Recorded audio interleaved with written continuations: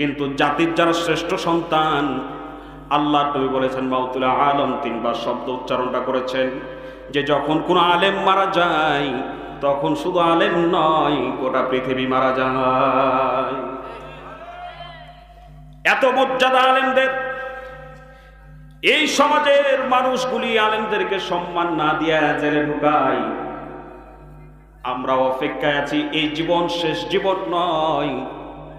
এই জুলুম নির্যাতন আজকে যে হচ্ছে তা না, শুধু যে আলেম ওলামাদের উপরে এই জুলুম নির্যাতন হচ্ছে তা না, এই পৃথিবীতে আল্লাহ রাব্বুল আলামিন যত নবী রাসূলগণ পাঠিয়েছিলেন সমস্ত নবীদের উপরে জুলুম নির্যাতন করা হয়েছে।